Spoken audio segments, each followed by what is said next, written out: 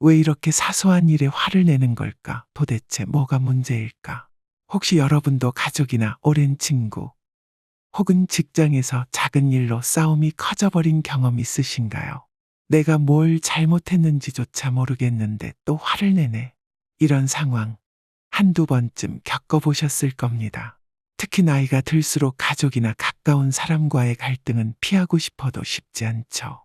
참으려고 해도 시간이 지나면 지칠 수밖에 없습니다. 가족인데, 몇십 년을 함께해온 친구인데, 쉽게 끊어낼 수도 없고 그렇다고 매일 상처받는 것도 너무 힘듭니다. 그들의 화는 어쩔 수 없는 것일까요? 그렇지 않습니다. 화를 잘 내는 사람들에겐 공통점이 있습니다. 그들의 분노 이면에는 깊은 심리가 작용합니다. 이 심리를 이해하면 그들의 화에 휘둘리지 않고 오히려 상황을 주도할 수 있습니다. 오늘 이 영상에서는 화를 잘 내는 사람들의 특징과 그에 대한 현명한 대처법을 알려드리겠습니다. 이 방법을 알게 되면 더 이상 그들의 화에 휘둘리지 않고 오히려 상황을 주도할 수 있습니다. 혹시 주변에 화를 잘 내는 사람이 있나요? 아니면 여러분 스스로도 가끔 욱하는 성향이 있어 후회한 적이 있나요?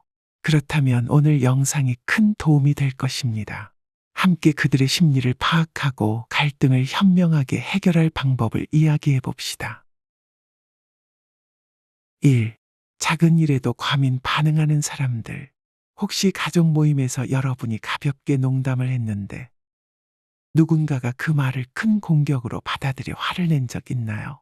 그게 그렇게 웃겨? 라는 반응이 나올 때가 있죠.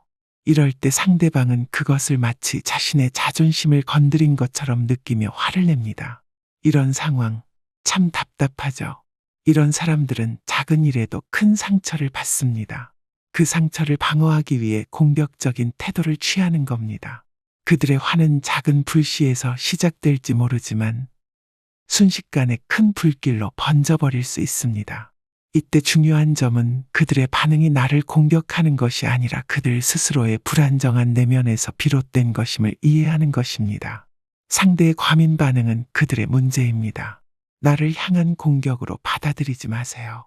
공자는 자신을 먼저 다스릴 줄 아는 자가 남을 다스릴 수 있다고 말했습니다. 상대의 과민 반응에 휘둘리지 말고 나의 내면과 감정을 먼저 다스리는 것이 중요합니다. 2. 자신의 실수를 인정하지 않고 남을 탓하는 사람들. 한번 이런 상황을 겪어본 적 있나요? 주말에 친구와 드라이브를 하다가 길을 잘못 들었습니다. 사실 길을 잘못 든 건 친구였지만 갑자기 내가 제대로 알려줬어야지 라며 당신을 탓하기 시작합니다. 이런 사람들은 자신의 실수를 인정하기 두려워합니다. 왜냐하면 그들은 자신의 자존감이 무너질까봐 두려워서 본능적으로 남을 탓하며 자신을 방어하려 하기 때문이죠. 맹자는 타인을 탓하기 전에 먼저 자신의 잘못을 돌아보라고 말했습니다. 그러나 이들은 자신의 잘못을 인정하지 못하고 다른 사람에게 책임을 전가하죠. 이런 사람들은 자신의 부족함을 인정하지 못하고 다른 사람에게 책임을 돌립니다. 이때 우리는 내가 잘못한 걸까? 라고 스스로를 의심하게 되죠. 하지만 이들의 화는 그들의 내면에 자리 잡은 두려움에서 나온 것이며 그것이 당신의 잘못이 아니라는 사실을 기억해야 합니다. 3. 감정 기복이 심한 사람들. 가족 모임에서 모두가 웃고 떠드는 중 사소한 농담 하나에 한 사람이 갑자기 화를 내며 자리를 떠나버린 적 있나요? 방금 전까지만 해도 즐거워 보이던 그 사람이 갑자기 감정적으로 폭발하는 순간 우리 모두는 당황할 수밖에 없습니다. 자신도 모르게 감정의 소용돌이에 쉽게 휘말리고 작은 자극에도 폭발적으로 반응합니다. 주변 사람들은 그 변화의 피로감을 느낄 수밖에 없습니다. 이럴 때 노자의 가르침을 떠올려 보세요. 노자는 억지로 무엇을 하려 하지 말고 자연스럽게 흐르게 하라 고 말했습니다. 상대방이 감정적으로 폭발할 때 그 감정을 억지로 통제하려 하지 말고 자연스럽게 그들이 진정할 시간을 주는 것이 중요합니다. 그들의 감정 기복은 우리가 통제할 수 없는 것이니 그저 자연스럽게 지나가도록 기다리면 됩니다. 4. 통제 욕구가 강한 사람들. 가족이나 직장에서 누군가가 모든 것을 자신이 계획한 대로 이끌어 가려고 하는 경험을 해본 적 있나요? 그런 사람들이 작은 차질에도 왜 내 말대로 하지 않았어? 라며 화를 내는 순간이 있습니다. 그들은 모든 상황을 자신이 통제해야만 안정감을 느낍니다. 통제권을 잃는 순간 그들에게는 큰 불안감이 찾아오고 그 불안을 숨기기 위해 분노를 표출하는 것이죠. 통제 욕구가 강한 사람들은 자신의 불안을 감추기 위해 화를 내는 것이기 때문에 우리는 그들의 통제 욕구를 인정하면서도 우리 스스로의 경계를 지켜야 합니다. 그들의 요구에 무작정 따라가기보다는 자신의 감정을 보호하는 것이 중요합니다. 자, 그렇다면 이런 사람들을 어떻게 현명하게 대처할 수 있을까요? 이제 현인들의 가르침을 바탕으로 내면의 지혜를 깨우고 상황을 주도할 수 있도록 도와줄 5가지 방법을 알려드리겠습니다. 1. 그만해 라는 말은 절대 금물입니다. 화가 난 사람에게 진정해, 그만해 라는 말 여러분도 아마 자주 해보셨을 겁니다. 그런데 그 말이 상황을 더 나쁘게 만든 경험도 많지 않나요? 남편이 아이에게 크게 화를 내는 상황을 떠올려 보세요. 아이는 이미 잘못을 인정하고 있는데 남편은 계속해서 소리를 지릅니다. 그 모습을 보던 당신이 그만 좀 해 라고 말했을 때 남편은 그 말에 더 화를 냅니다. 내가 왜 그만해야 해? 라고 소리치면서 상황은 더 꼬여버리죠. 왜 그럴까요? 그만해 라는 말은 상대방의 감정을 무시하거나 그 감정이 잘못되었다고 느끼게 만들기 때문입니다. 화가 난 사람은 이미 그 감정을 통제하지 못하고 있는데 그들의 감정을 억제하려고 하면 더 큰 반발심이 생기기 마련이죠. 이럴 때는 상대방의 감정을 인정하면서도 그들이 스스로 진정할 수 있는 기회를 주는 이 한마디가 필요합니다. 내가 너를 화나게 했다면 미안해. 그런 의도는 아니었어. 내가 힘들어하는 부분을 좀 더 이야기해 줄래? 이 말은 상대방에게 그들의 감정을 존중하고 있다는 신호를 주며 그들이 스스로 마음을 진정할 시간을 제공합니다. 그들이 자신이 존중받고 있다는 느낌을 받으면 그때부터 대화의 방향이 달라질 수 있습니다. 상대의 감정을 인정하는 것, 그것이 바로 화를 다스리고 상황을 주도하는 첫 번째 단계입니다. 여러분도 화가 난 상대방에게 그만해 라는 말 대신 그들의 감정을 이해하고 대화를 이어가는 한마디를 사용해 보세요. 2. 아무 말 없이 자리를 떠나지 마라. 화가 난 사람과 대화하는 것이 너무 불편하고 힘들 때 여러분은 그냥 그 자리를 피하고 싶을 때가 많을 겁니다. 예를 들어 부부싸움을 하다가 더 이상 말을 하고 싶지 않아 무작정 방을 나가버린 경험이 있을 겁니다. 하지만 그 후로 상황은 더 나아지지 않고 오히려 상대방의 분노는 더 커지지 않았나요? 이처럼 아무 말 없이 자리를 떠나는 것은 상대방에게 무시당했다는 느낌을 줄 수 있습니다. 그들은 자신이 대화에서 배제되었다고 느끼며 그로 인해 더 큰 분노를 느낄 수 있죠. 특히 가까운 사람일수록 그들이 기대했던 대화가 단절되는 순간 실망감과 함께 상처를 받을 수 있습니다. 상대방이 화를 낸 상황에서 자리를 떠나야 할 때는 먼저 그 이유를 설명하는 것이 중요합니다. 그들이 오해하지 않도록 차분히 말로 풀어주는 것이 필요합니다. 예를 들어 상대방이 화를 내고 있을 때 우리 둘 다 감정이 너무 격해진 것 같아. 잠시 시간을 갖고 차분해지면 다시 이야기하자 라고 말해보세요. 이 말은 상대방이 무시당하지 않았다는 신호를 주면서도 그들의 감정이 더 커지지 않도록 멈추는 역할을 합니다. 서로에게 진정할 시간을 주고 나서 대화를 이어나가는 것이죠. 이 방법은 가정이나 직장에서도 유용하게 사용할 수 있습니다. 직장에서 상사가 화를 내는 상황에서 무작정 회의실을 나가버리면 상황은 더 악화될 수 있습니다. 대신 지금은 서로 감정이 격해진 것 같으니 잠시 시간을 갖고 다시 논의하는 것이 좋을 것 같습니다. 라고 제안해 보세요. 이 한마디는 상대방이 상황을 받아들이게 하며 서로의 감정을 존중하는 태도를 보여줍니다. 맹자의 가르침처럼 급하게 반응하지 않고 차분히 설명하는 것은 갈등을 피하지 않고도 해결할 수 있는 중요한 방법입니다. 자리를 떠날 때는 그 이유를 분명히 설명하고 시간을 두고 진정하자는 제안이 상대방에게도 존중받는 느낌을 줄 것입니다. 3. 감정을 환기시켜라. 화를 내는 사람은 종종 그 순간 자신이 왜 그렇게 반응하는지조차 모르는 경우가 많습니다.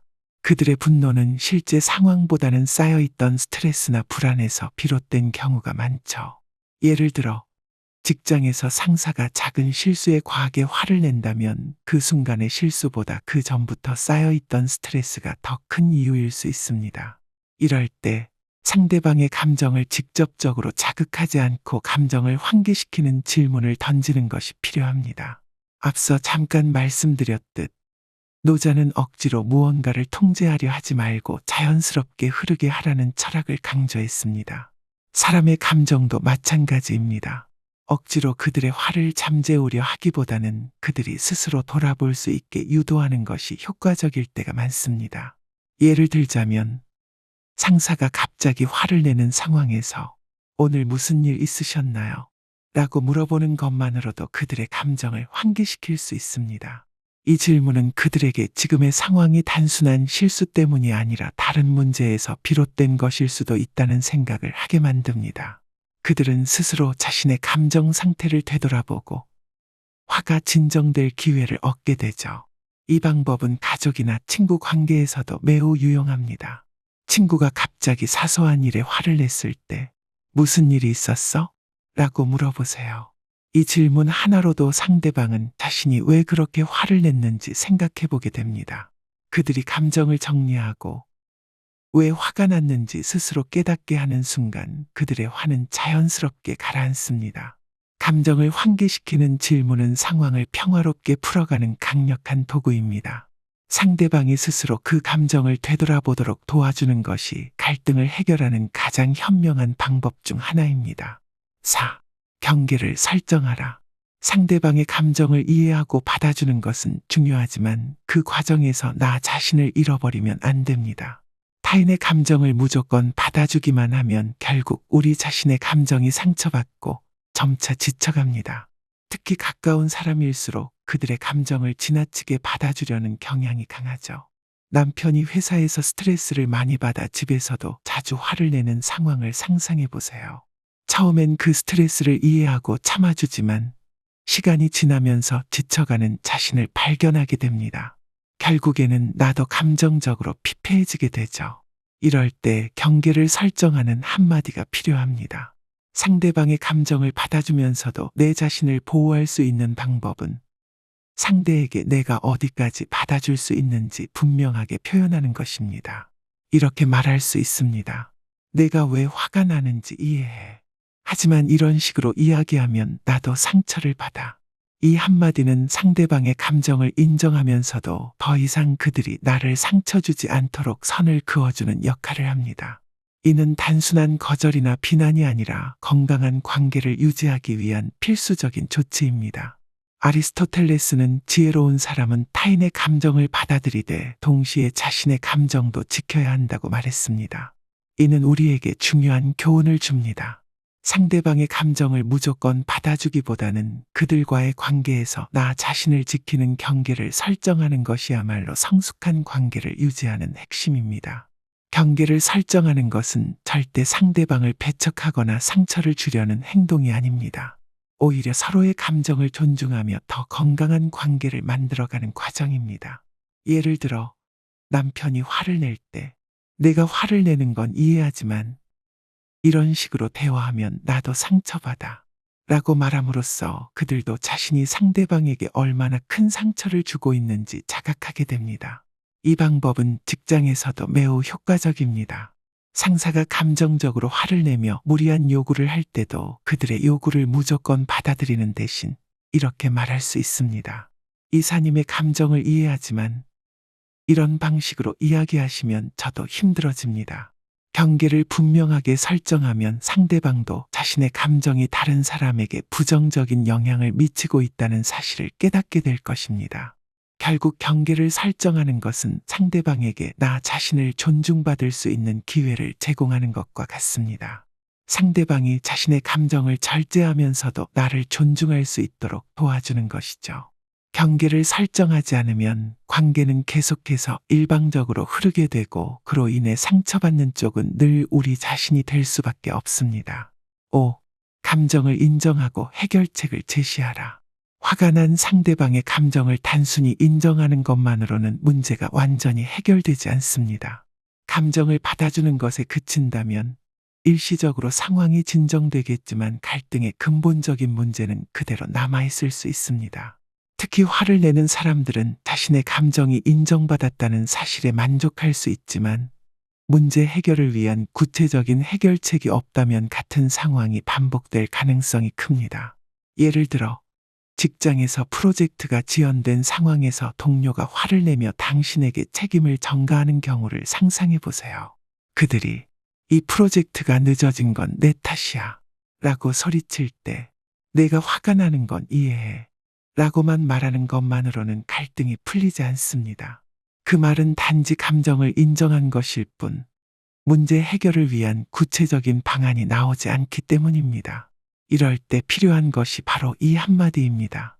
내가 걱정하는 부분을 이해해. 그렇다면 이 문제를 해결하기 위해 어떤 방법을 함께 생각해보자. 이 말은 상대방의 감정을 존중하면서도 문제를 해결하기 위한 책임을 함께 나누는 방식을 제안하는 것입니다. 감정을 이해하고 받아주되 실질적인 해결책을 함께 찾으려는 의지를 보여주는 것이 중요합니다. 율곡 이의 가르침에서 중요한 통찰을 얻을 수 있습니다. 그는 진정한 지혜는 문제를 이해하고 그 문제를 해결하기 위해 노력하는 데 있다 고 강조했습니다. 감정을 인정하는 것만으로는 충분하지 않습니다. 그 다음 단계로 문제를 해결할 수 있는 구체적인 방안을 모색하는 노력이 필요하죠. 동료가 프로젝트 지연에 대해 화를 낸 상황에서 내가 이 프로젝트가 지연된 것에 대해 얼마나 신경 쓰고 있는지 이해해. 그렇다면 이 문제를 해결하기 위해 우리가 할 수 있는 방법을 함께 찾아보자 라고 제안하는 것은 단순히 감정을 인정하는 것에서 그치지 않고 함께 해결책을 찾아가려는 적극적인 자세를 보이는 것입니다. 이 대화 방식은 상대방의 감정을 진정시키면서도 그들이 문제 해결에 동참할 수 있게끔 만듭니다. 가정에서도 이 방법은 매우 효과적입니다. 배우자가 재정 문제나 가사 분담에 대해 불만을 표현할 때 단순히 내가 화난 걸 이해해 라고 말하는 것만으로는 충분하지 않습니다. 그 문제에 대한 구체적인 해결책을 찾지 않으면 같은 갈등이 계속 반복될 가능성이 큽니다. 이럴 때 내가 왜 불만이 있는지 충분히 이해해. 그렇다면 우리가 함께 할 수 있는 구체적인 방법을 찾아보자 라고 말하면 더 나은 방향으로 대화가 흘러가게 됩니다. 감정을 인정하고 해결책을 함께 모색하는 태도는 상대방에게 존중받고 있다는 느낌을 줍니다. 그로 인해 그들도 갈등을 해소하려는 의지를 가지게 되고 문제 해결에 더 적극적으로 참여하게 됩니다. 율곡 2가 강조한 대로 문제를 해결하기 위한 노력과 책임 분담이 진정한 지혜로 이어지는 것입니다. 화가 난 사람을 다루는 것은 어려운 일입니다. 하지만 여러 현인들의 가르침을 통해 우리는 그들을 현명하게 대처할 수 있습니다. 그들의 감정을 무시하지 않고 공감하며 존중하는 태도가 중요합니다. 하지만 그 과정에서 나 자신을 지키고 경계를 설정하는 것도 잊지 말아야 합니다. 문제를 해결하려는 의지와 함께 감정을 존중하면서도 대화를 이어나가는 법을 배워보세요. 이 영상을 통해 여러분의 내면에 잠든 지혜를 깨우고